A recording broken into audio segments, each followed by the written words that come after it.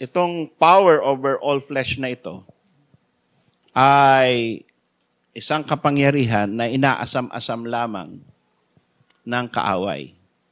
Si Satanas po, pantasya niya yan na magkaroon siya ng kapangyarihan, unlimited, unrestricted, at applicable sa lahat. Yan po ay sinamok niya. No? Nung nag-meeting sila ng Panginoong Diyos sa langit, nagkita sila. At ang Panginoon, nung nakita na nandyan pala, present pala si Satanas, tinanong niya, saan ka galing? Sabi niya, pari-parito. Akyat baba. No? Tapos, pinagmalaki ng Panginoon Diyos si Job.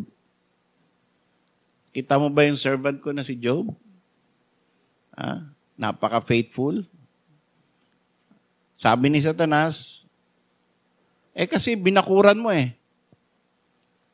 Kung alisin mo yung bakod, bigyan mo ako ng kapangyarihan sa kanyang laman, sa kanyang property. To make the story short, kasi 2 times yun eh. Give me power over his flesh, over his property, and he will curse you. So, si Job, napaka-faithful, sinubok, inalis yung bakod. Alam nyo, bawat isang faithful na servant of God, faithful na child of God, faithful na adopted in the beloved, meron tayong bakod. Satan cannot touch us. The enemy cannot just go inside our lives and have power over us. Pero bakit merong parang binigyan ng permiso ng Diyos na magkasakit, manakawan, magkaroon ng problema, at minsan parang hindi tayo mahal ng Diyos. That is God's exercise of His power or right to remove the hedge. Hindi dahil hindi ka faithful. Hindi dahil may atraso ka. Kundi gusto ka niyang mahalin sa pamamagitan ng pagbibigay ng trials. Na later on, bibigay niya naman yung solusyon. So, wag tayong magtaka, wag tayong magtampo, wag tayong magsabi na pinabayaan na yata ako ng Diyos, bakit ganun? No. He cares for us. Diba? Kanina sabi sa 1 Peter, casting your cares upon Him, for He careth for you.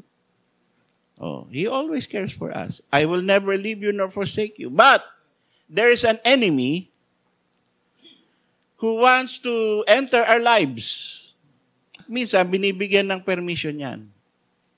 So, yun po ang nangyari kay Job. Yun din ang nangyari kay Paul. Because of the abundance of the revelation, there was given to him a messenger of Satan. Sipin mo yun. Galing sa Diyos yung messenger of Satan. Given to him. Pero why it is called messenger of Satan? Because it's evil. Because it gave thorn in the flesh. It gave him less effect in the ministry. Ikaw ba naman may thorn in the flesh? No? Makaka-attend ka pa ba faithfully? Magkakaroon ka pa ba ng lahat? Mag-explore ka ba? Ano pa kaya pwede kong gawin para sa Panginoon? Ang iisipin mo yung pain. Ang iisipin mo yung everyday. No? Ang sakit. Hindi ako makalakad. Hindi ako makabangon. Hindi ako makaisip. Kasi ang iniisip mo, sakit nga lang ng ipin eh. Diba? Lord, alisin mo na po. Lord, sakit. Ay, aray. Diba? Hindi mo maisip yung ministry. So, lalo na ito, na binigay kay Paul, na sobrang tindi ng sakit, tinawag niyang messenger of Satan to buffet me. So, there was given unto me. Saan galing yun? Sa Panginoon. Now, hindi ibig sabihin that God is evil or God is the source of sin. Ang ibig sabihin nun, God is always in control of everything that happens in the Christian's life. Hindi mangyayari ang mga bagay na hindi mo gusto sa buhay mo. Kung Kristiyano ka, hindi mangyayari yan na walang pahintulot ng Diyos. Na hindi alam ng Diyos kung kailan niya tatapusin. Meron siyang purpose pati. At ang purpose niya lagi is for His own glory. Kaya matuwa ka, kahit dyan sa pain, kahit dyan sa suffering, ay kahit na yung mensahero ni Satanas na mismo ang lumapit sa buhay mo, alam mo na ang Panginoon pa rin ang may control and God always knows what He's doing. God makes no mistakes. Tsaka yung sa panganta, when you don't know what, ano yan? When you don't understand, trust His heart. Oh, buti na lang. Ang daming may alam noon, no? Parang, buti na lang, hindi ko matandaan kasi baka kantahin ko pa, no? So, ito po introduction lang, ano? That Satan has an ambition, and that is to be like God, to have power over all flesh.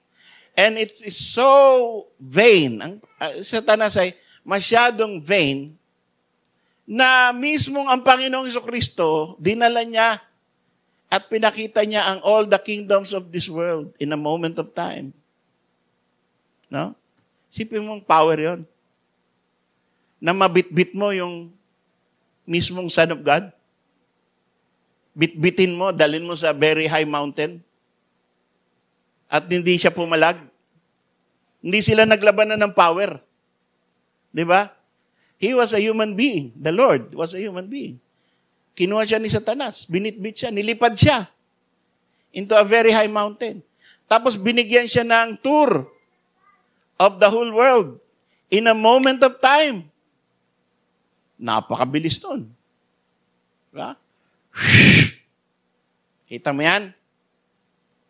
Kita mo yan? Binigay sa akin yan. Pwede ko ibigay sa iyo. Magbaw ka lang sa akin. See? Satan was offering the Lord Jesus Christ a shortcut. Hindi na kailangan dumating pa tayo sa church age na maraming mamamatay na Kristiyano.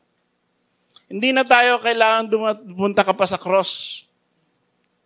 Masasaktan ka sa cross. Ito na. Gusto mong maging ruler of the world? Binigay sa akin yan. O, ibibigay ko na sa iyo. Pero anong Panginoon? Sabi niya, no? The devil, anong sabi ng Panginoon? Him only shalt thou serve. Thou shalt worship the Lord thy God, and Him only shalt thou serve. I am willing to wait for the right time when God Himself will give me that power over all flesh. Not from you, Satan. Not from you. At alam natin na marami ngayon, no? Ang daming revelation ngayon. Yung mga sikat palang artista, yung mga sikat na mga rockstar, no? Yung mga sikat na musical na bilyon-bilyon kung kumita. Kaya pala sila naka-achieve nun, they gave their souls to Satan. No? Nare-reveal na nila ngayon. At yung kapwa nila, actors and actresses and songwriters, ay nagre-reveal. No? At sila mismo, may ginawa silang testimony na minsan, nagsusulat ako,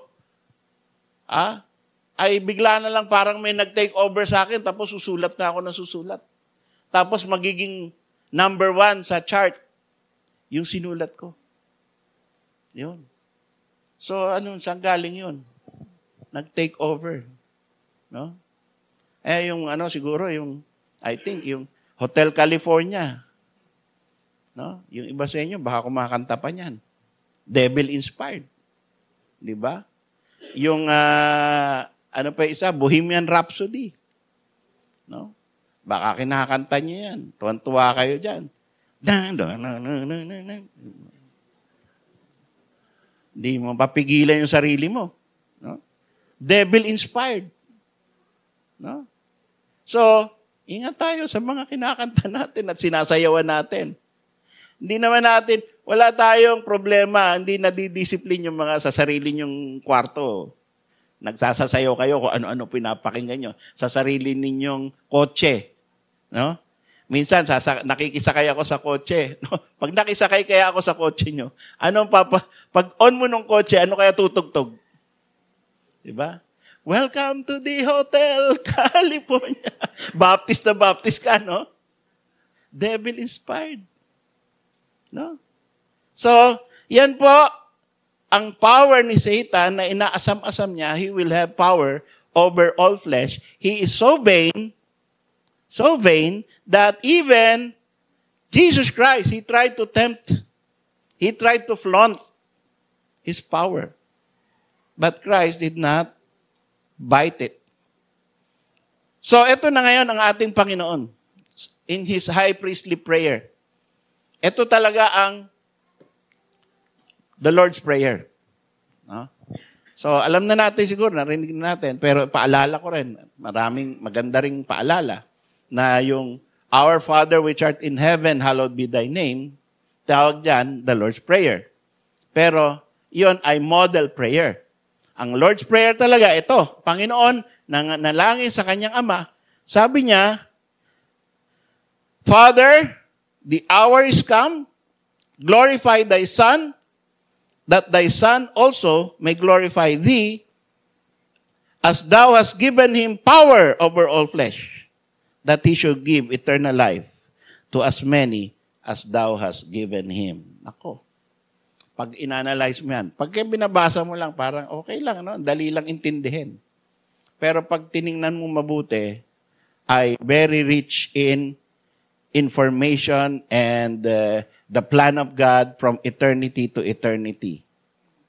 So we're not here to talk more about Satan, but more about Jesus. Let's talk about Jesus. Christ, who has power over all flesh. The power of Christ over all flesh is, number one, inherent. Talagang built-in sa kanya yun. Why? Because He was with God in the beginning. In the beginning was the Word, and the Word was with God, and the Word was God. The same was in the beginning with God. He was in the beginning with God. So, inherent yan.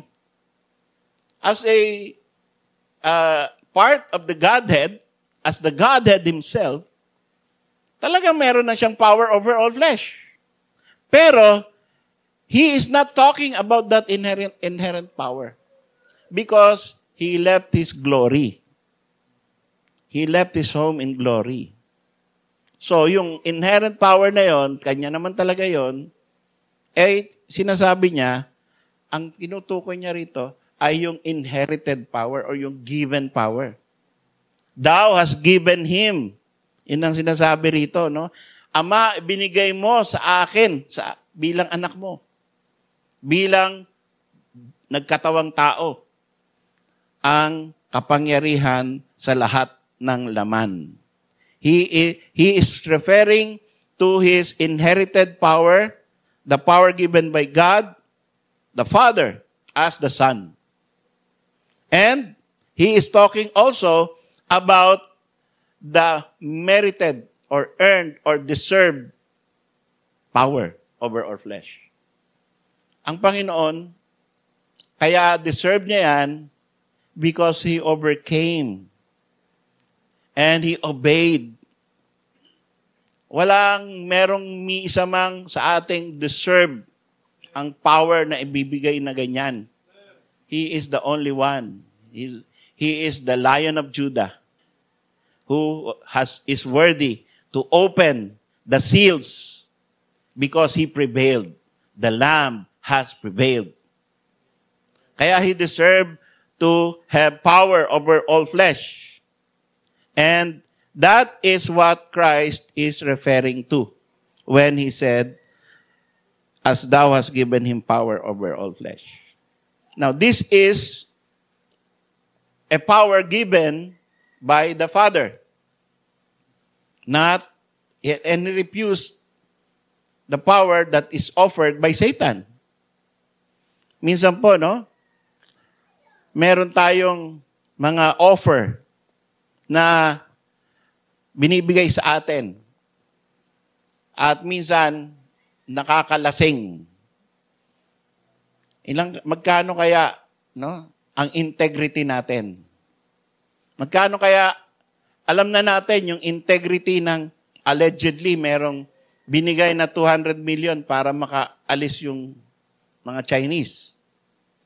200 million. Di bale nang makulong ako, di bale nang mawalan akong trabaho, meron akong 200 million. Or meron kami na 200 million.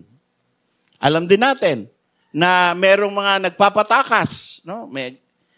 Bibigyan ka ng 1 million. So, pupunta ka sa para may patayin, tapos babalik ka sa jail. So may kumita. Kumita yung pumatay, kumita yung jail guard, kumita yung warden. Oh. So totoo yan, matagal na yan. Hindi ngayon lang yan. Talagang pinapakawalan nila para gamitin. Actually, yung isang pinagsalta natin dito, si Pastor Romel, inamin niya yun. Nasa jail siya, pero pinapalabas siya para pumatay. Oh. So totoo. Pero, sino ang walang integrity? Di yung mga jail guard. At saka yung warden. Oh. Kasi sila dapat nagbabantay para hindi umalis yan. Magkano? Ang pinag-uusapan natin is, ang Panginoon may integrity. Kasi, inoferan siya, hindi niya tinanggap. At yun dapat ang ating sundin. No? Magkano kaya na i-offer sa atin para hindi na tayo magbaptize? Diba, may magsabi sa iyo, isang iglesia, isang Pentecostal. Actually, merong nag-ano sa akin, nagkwento yung isang preacher. Ino-offeran siya na maging Pentecostal preacher. Baptist siya. No? Bibigyan siya ng 6-figure income. Nagaling siyang preacher eh. Tinanggihan niya. Kung ikaw kaya, no? Magiging kang musician or MC, song leader, wag ka na dyan sa kay Pastor Nilo. Wag na kayo dyan sa BCA, sa SGBCI. Tingnan mo, lit-lit ng building nyo. Tingnan yung building namin. Diba? 5-story building. At ang ganda ng parking, tapos bigyan ka ng sweldo. Lipat ka na rito. Sino kaya ang... sige na nga. Gagawa na ako ng letter of... Diba? Kasi mas maganda offer mo eh. Doon, wala naman eh. Trabaho ko ng trabaho doon. Volunteer ako ng volunteer. Kape lang. Diba? So, ang Panginoon, ating Panginoon, inoferan, shortcut, hindi na siya magsasuffer, pero hindi niya kinuha. Because our Lord is honest and has integrity. Sana po tayo ay maging kagaya ng ating Panginoon. Sabi sa sabi ng John 17:2, Thou hast given him power over all flesh, that he may give eternal life. So, yan, malalim yan. No? Binigyan ng kapangyarihan ng Panginoon over all flesh that He may give eternal life to whomsoever thou hast given. Ulit, basahin ko ha. As thou hast given Him power over all flesh, that He should give eternal life to as many as thou hast given Him. Ayan. Okay. So, by covenant of grace, mga kapatid, ito ha, isipin natin to. Bakit sinabi ng Panginoon? As many as thou hast given Him. Because, in eternity past, merong conversation between the Father and the Son. Naniwala po tayo, naniwala po ako sa aking pag-aaral, at marami nang nag-aral niyan, na ang Panginoon ay eternally the Son of God. Hindi siya naging Son of God lang.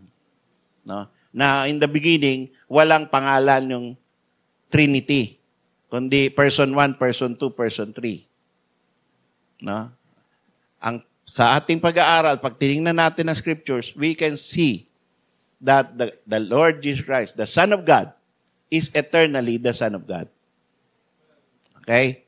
So, by covenant of grace, there's already a relationship between the Father and the Son, and they have an agreement. At anong agreement ito? Merong decree that the Father is the one who choose the names. Siya yung tagapili. Before Him is all flesh. Lahat ng makikreate, lahat ng magiging tao ay nasa mind of God. Okay? At lahat yan may mga pangalan. Tapos, andyan yung anak ng Diyos. Okay?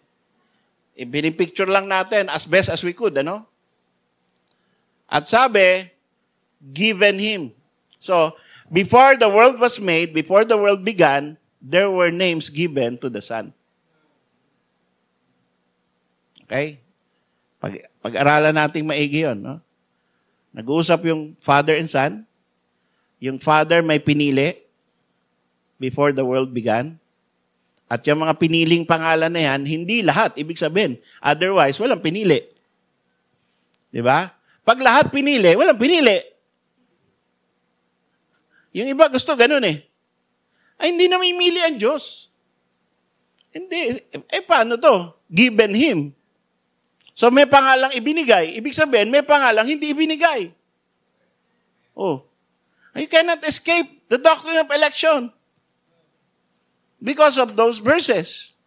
Ang gagawin mo dyan para hindi mo tanggap, pag hindi mo tinatanggap yan, para ma-explain away mo, andahin mong, pupunta ka sa Greek, pupunta ka sa Hebrew, pupunta ka sa English, pupunta ka sa grammar, iti-twist mo. Oh, di ba? Walang election. Dadayain mo sarili mo. Una, lolokohin mo sarili mo eh. Na hindi choosing, hindi choosing yan eh. Hindi unconditional yan eh.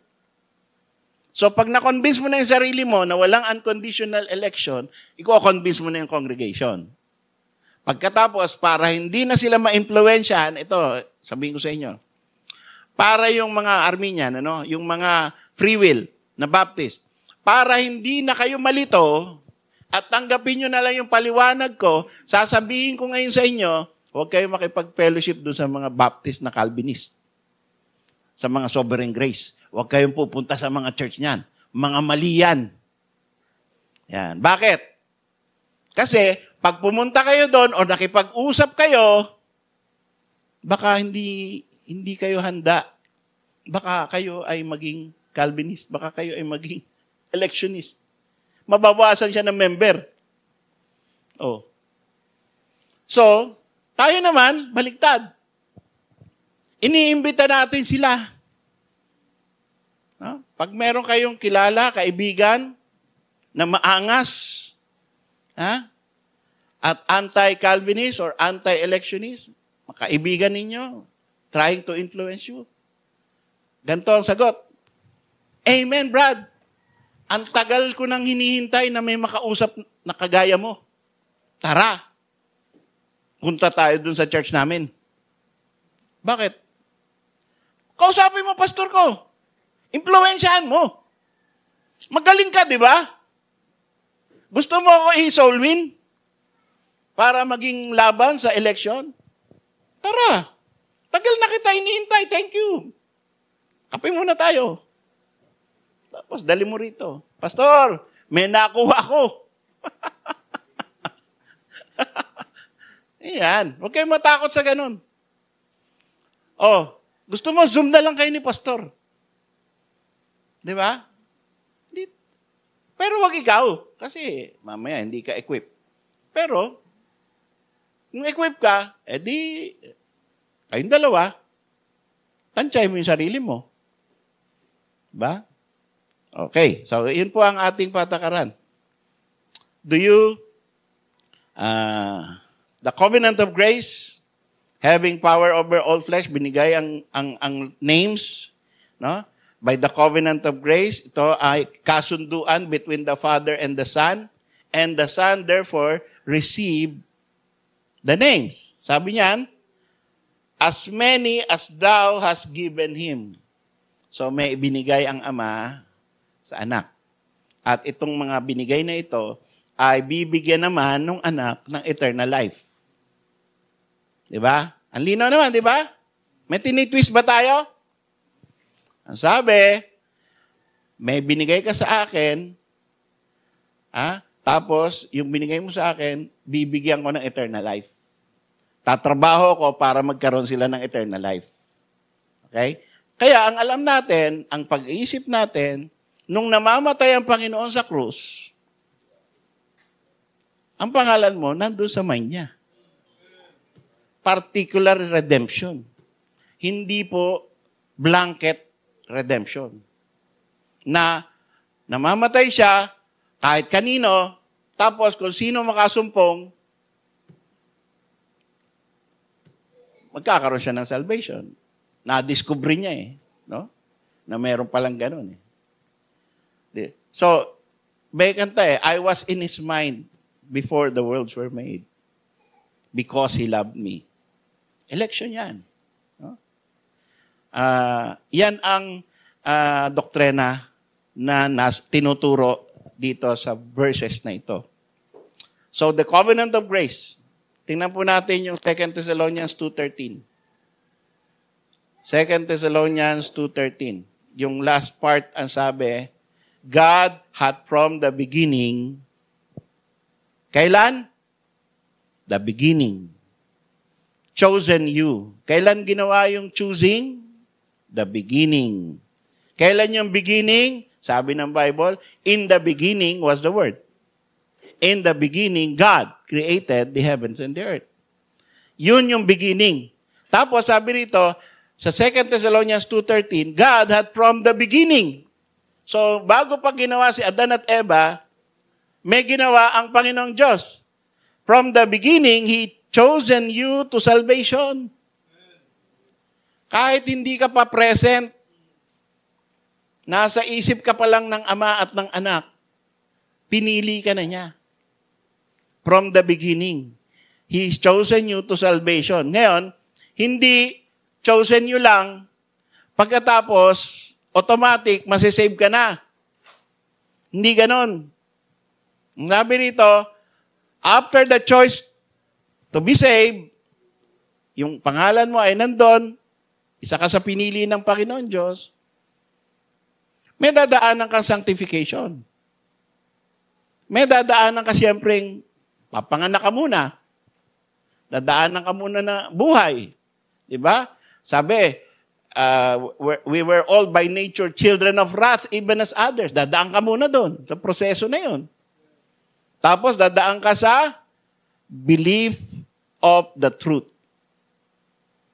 So, dadaanan mo lahat yun. Kaya, ang save, kung save ka, may alam kang truth. Hindi pwedeng, ano yun? Tatanong, save ka na ba? Oo. Paano ka na save? Hindi ko alam. Naniwala ka ba kay Kristo na siyang Oo naman. Lahat naman tayo ganyan Ayun, delikado yung mga ganun Sana tumigil na siya sa oo Pero yung sinabi niya, oo naman, medyo bumaba na yung confidence mo na sa toong save yun. Tapos dinagdagan pa ng, lahat naman tayo naniniwala sa Diyos eh. Bagsak na yung confidence mo. Ibig sabihin, may ipapaliwanag ka na sa Kanya. Di ba? Lahat eh. Lahat ay naniniwala sa Diyos eh. Lahat naman tayo papunta sa Diyos eh. Nako, may ipapaliwanag ka na dyan sa tao na yan. Invitasyon na yan. Pag nakarinig kayo ng ganon, ini-invite ka nun, at itinutulak ka ng Holy Spirit, witnessan mo yan. Kailangan alam niyo yung mga signal. Di ba? Oh, kaya tayo may tracks. So, by covenant of grace, God had from the beginning chosen you to salvation through sanctification of the Spirit and belief of the truth. Once Christ has completely given eternal life to all flesh, whose names were given to Him, then He has fulfilled the Father's will. What is the Father's will? That the Son will give eternal life to whomsoever the names were given to Him. Kailan natapos na ba ng Panginoon yon? Nabigay niya na ba lahat ng all flesh ng eternal life? Lahat ng mga inassign sa Kanya? Hindi pa. Pero, nagkaroon na siya ng initial work, which is when he died and when He was buried and rose again from the dead. That's the apex. Yan yung rurok ng tagumpay ng ating Panginoon in His task of giving eternal life. Yan yung kailangan niyang daanan, na kailangan dumaan siya sa kamatayan. Alam niyo ba ang tawag ng Panginoon sa kamatayan niya? Sa verse 4, John 17:4. I have glorified Thee on the earth. I have finished the work which Thou gavest me to do. And now, Father, O Father, glorify Thou me with Thine own self, with the glory which I had with Thee before the world was. Anong sinasabi ng Panginoon dito? Natapos ko na. Ibig sabihin, determinado na ako. Ito na, papunta na ako sa cross. Diba? Hindi pa siya kinukrucify, hindi pa siya namamatay, pero para sa Kanya, tapos na yan. Done deal. Tapos na to. Kasi determinado na ako. Kasi sa John 13, dinismiss niya na sa Judas eh. As early as John 13. Nung napasabay ng sausaw si Judas sa wine, di ba? Sabi niya, one of you shall betray me. Sino? Yung binulong niya doon kay John. Yung mapapasabay sa akin na sumausaw sa alak. Siya yun. So, hindi alam ng iba. No? Hindi alam ng iba. Si John lang sinabi. So, nung sumausaw na ang Panginoon doon sa alak, napasawsaw din si Judas, napasabay. Sabi ni John, patay. Siya pala. Hindi sinabi ni John yung patay pero kumbaga, kung Pilipino yon, di ba? Kung Pilipino expression, nakita mo bigla, may sinabi sa'yo, may binulong sa'yo, tapos na-identify mo, ay naku, sinasabi ko na nga ba eh. Hindi ko talaga pagkakatiwalaan to. Kumbaga ganun, ano? Pero wala sa Bible yun, ha? Huwag nyo i-quote. Ito teaching namin, huwag nyo sabihin yun, ha? Okay. Punta tayo forward. Sinabi next ng Panginoon, what thou doest, do thou quickly. So, umalis na si John, kahit middle of the night. Si Judas. Umalis. Madilim na ang gabi, pero umalis pa din. So, anong reaction ng mga kasama niyang disciples? Sabi ba nila, iyon pala ang magbe-betray pupunta na. Hindi. Ang sabi ng Bible, akala nila may inutos ang Panginoon. So, hindi pa rin nila alam. Si John lang ang nakakaalam. Di ba? Nakita niyo yung scripture? Akala nila, may inutos ang Panginoon kasi gabing-gabi na, oh. Bakit umalis pa yun? Ay, tapos na kasi yung Passover eh. Oh, tapos na yung Passover. Eh ngayon, nung umalis na si Judas, at saka sinabi, this is the cup of my blood, which was given. No? Do this in remembrance of me. Oh, kaya tayo, close communion. Walang Judas. Walang identifiable na Judas during a Lord's Supper. Ngayon, pag hindi ka attend ng close communion, ewan ko na lang. Anong dahilan mo? Di ba? Si Judas, hindi umattend. Di ba? So, pilitin natin na attend. Tama? Oh. Pagka may close communion, pipilitin yung umattend. Kasi si Judas, hindi umattend. Sabi pa ni Brother Stephen, who does not pay? Okay. So, ito ang nangyari, no? So, sa John 7:39, tingnan nyo yung date, kailan nag-glorify ang Panginoon. Kasi glorify ang pinag-uusapan natin, ano? Glorify thou me. John 7:39. And Bible says, but this spake he of the Spirit. He that believeth on me, as the scripture has said, out of his belly shall flow rivers of living water. But this spake he of the Spirit, which they that believe on him should receive. For the Holy Ghost was not yet given, because that Jesus was not yet glorified. So, may time sa ministry ng Panginoon, hindi pa siya nag-glorify. Okay? Tapos may time na I have glorified thee. Okay? Tapos may time na sa Acts 3:13. Punta tayo sa Acts 3:13. Yan naman yung time na nag-glorified na nga siya. Referring back to after the fact. No? Sabi, the God of Abraham, Acts 3:13, the God of Abraham and of Isaac and of Jacob, the God of our fathers, hath glorified His Son, Jesus. Oh. So, tapos na yung glorification.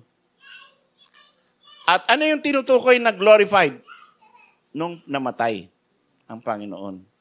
Yan yung tinutukoy na ang Ama ay glorify. At ang Panginoon was, sabi, I have glorified thee, ibig sabihin, para sa Kanya, tapos na, mamamatay na siya. Sigurado na siya, determinado na siya, wala nang makakapigil. So, glorification is ultimately death. Kaya, minsan, ingat tayo pagka sabihin natin, Panginoon, gusto ko mag-glorify ka. Mga prayer na ganyan, ano? Masyadong sincere. Lord, I want your glory, Lord. Use my body to glorify you. Mamaya, mag-uumpisa na yan. No? Makatuluyan ka ng Panginoon, answered prayer ka. So, ingat tayo sa mga pinapanalangin natin. No? Kailangan alam natin yung meaning. No? Pero hindi naman masama. Di ba? Kung yun ang pinaka-iingatan ko noon nung pumunta ako sa Saudi Arabia. Yung sasabihin ko, Lord, kahit mapugot ang ulo ko dito, mahirap yun. Mahirap sabihin. Mahirap na prayer yun. No? Pero, kumuha na ako ng insurance. At sinabi ko rin sa broker, sa Pilam Life broker, yan ba ibibigay sa pamilya ko kahit na pugutan ng ulo ko dahil sa pagpipreach ng gospel? Opo! Sabi nung broker. Sure? Opo! O, sige. Bayad ako. O, tapos na ngayon. Hindi naman naputol, no? So, praise God. Andiyan pa rin. No? Pero 2001 yun, when I got the insurance. And really, I was determined not to stop worshiping God and telling people about Christ. Kaya nagkaroon ako ng ganong insurance. Intentionally. Kung hindi ako pupunta sa Saudi Arabia, hindi ako kukuha insurance. Sayang yung 25,000 yearly. No? Sayang. Oh. So, pinagmamalaki ko nga kay Luz noon eh. Sabi ko pag namatay ako, may 1 million ka. Sabi niya, sa'yo na yung 1 million mo. Inflation na ngayon, walang kwenta na yung 1 million. Di ba? So anyway, ito po ang Panginoon, gusto niya mag-glorify ang Father at sa pamamagitan ng kanyang kamatayan, siya ay nag-glorify. So yan po mga kapatid, ang mensahe natin. He was given power over all flesh. And He accomplished it in you when He gave you everlasting life. Meron ba tayo everlasting life? Merong mga hindi makasagot. Do you have everlasting life? Para doon sa may doubt, baka yung nanonood o nandito ngayon, no? Hindi mo masagot sa sarili mo, hindi ka sure, o baka nakiki-amen ka lang. Paano mo malalaman? May eternal life ka na. Paano mo malalaman kung recipient ka? Paano mo malalaman kung isa ka sa chosen? Paano mo malalaman yan? Wala namang halo. No? Pag tinanggap mo ang Panginoon, bigla kang magkakaroon ng tung. Wala naman. Anong evidence? At ang daming sumali na sa church natin, nagpo-profess, tapos ngayon wala na. So, may eternal life ba kaya yun o wala? Sabi nila, meron. Amen daw. Pero nawala. Hindi naman nawawala eternal life. Pero ba't sila nawala? Ba't sila parang tinatabangan? Dati masigla. So, hindi porket nandito ka ngayon at nag-amen, meron ka nga eternal life. Na binigyan ka ng Panginoong Jesucristo. So, the way to sort it out, hopefully, ito yung sinabi rin ng Panginoon. Sabi niya, God has given Him power over all flesh. Do you believe sincerely in that Jesus Christ who was given power over all flesh? Naniniwala ka ba dyan? O nagda-doubt ka? Baka sinasabi mo, hindi siguro. Isang tao bibigyan ng power over all flesh? Pero kung naniniwala ka dyan, with all your heart, with all your mind, that Jesus Christ is that special person, the Son of God, with power over all flesh, then that is faith. Hindi mo makukuha yan sa sarili mo lang. Hindi mo ma-acquire yan. Hindi mo mapepwersa yung puso mo na pumayag sa ganyang klaseng informasyon. Kailangan yan, galing sa langit, yung faith na yan. Supernatural yan. Naniniwala ka ba na si Jesus ay kaya niyang bigyan ka ng buhay na walang hanggan? Para sa mga scientists na walang Bible background, kamangmangan yan. Isa yang kabalastugan. Naniniwala ka na may eternal life ka? Asaan? Pakita mo nga sa akin. Naniniwala kayo? Ganyan yung church nyo? Nako, kawawa naman kayo. Nakita mo na ba ang Book of Life at nandun yung pangalan mo? Pakita mo nga. Asan ang ebidensya na may Diyos? Asan ang ebidensya na si Jesus Christ ay yan ang mga talagang words? Nasaan? Faith is the substance of things hoped for, the evidence of things not seen.